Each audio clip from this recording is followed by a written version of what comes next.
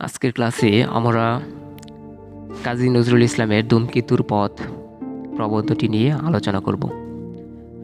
ধূমকেতু 1923 সালে প্রকাশিত হয়। কাজী নজরুল ইসলাম সম্পাদিত বহুল আলোচিত পত্রিকা।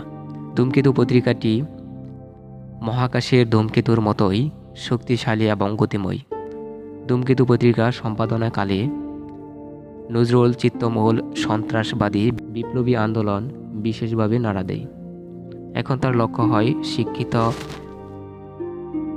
অর্ধশিক্ষিত ও মধ্যবিত্ত সম্প্রদায়ের স্বরাজ স্বাধীনতা লাভ ও অন্যায়ের বিরুদ্ধে সোচ্চার হওয়া। ধূমকেতুর প্রথমেই নজরুল দৃপ্ত কণ্ঠে ঘোষণা করলেন, ধূমকেতু ভারতের পূর্ণ স্বাধীনতা চাই।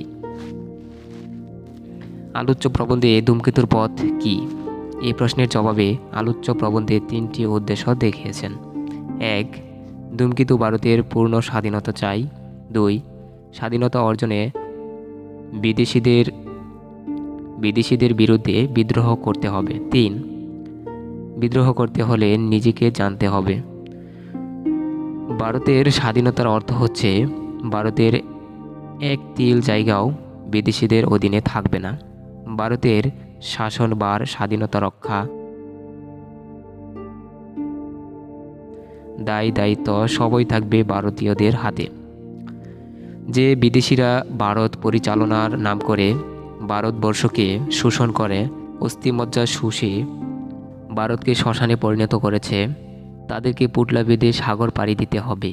এক্ষেত্রে স্বদেশি শোষকদের অনুরোধ নয়, বরং তাদেরকে জোর করে সরিয়ে নিজেদের অধিকার প্রতিষ্ঠা করতে হবে। অর্থাৎ ভারতের পূর্ণ স্বাধীনতা অর্জনে বিদেশিদের স্বার্থ রক্ষায় নির্মিত প্রচলিত নিয়মকানুন শৃঙ্খলের বিরুদ্ধে বিদ্রোহ ঘোষণা করতে হবে। আর এই বিদ্রোহ করতে প্রয়োজন নিজেকে চেনা। যে নিজেকে চেনে সে নিজেকে ছাড়া অন্য কাউকে কুর্নিশ করে না, অর্থাৎ অন্য কারো কাছে মাথা নত করে না।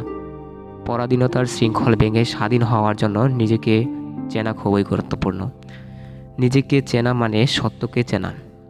যে যতটুকু নিজেকে চেনে সে ততটা সত্যকে চেনে। নিজেকে চেনলে কেউ কারো অন্ধভক্ত হয় না। যা বুঝি না তা স্পষ্ট করে মানি না, একথা বলার শক্তি, সাহস থাকে। সেই সাহসী একজনকে অন্যায়ের বিরুদ্ধে সত্যের জন্য, স্বাধীনতার জন্য লড়াই করতে শেখায়। যারা নিজেদেরকে চেনে না তারা অন্যদের অন্ধভক্ত হয়, না বুঝে বুঝার ভান করে এবং নিজেকে ফাঁকি দেয়। তারা অন্যের কাছে মাথা নত করে কাপুরুষ হয়ে বেঁচে থাকে। ধূমকেতু ভারতবাসীকে চোখে আঙ্গুল দিয়ে দেখিয়ে দেয়, ভারতবাসীরা গান্ধীর অহিংস আন্দোলনে নামলেও তারা নিজের ভেতর সত্যটুকু না চেনার কারণে অন্তর থেকে সত্যের জোর পায়নি। তাই আপনি লেজ গুটিয়েছে। নিজেকে চিনে সত্যকে চিনে নিতে পারেনি তারা। তাই তারা আজ ভীরু, দুর্বল।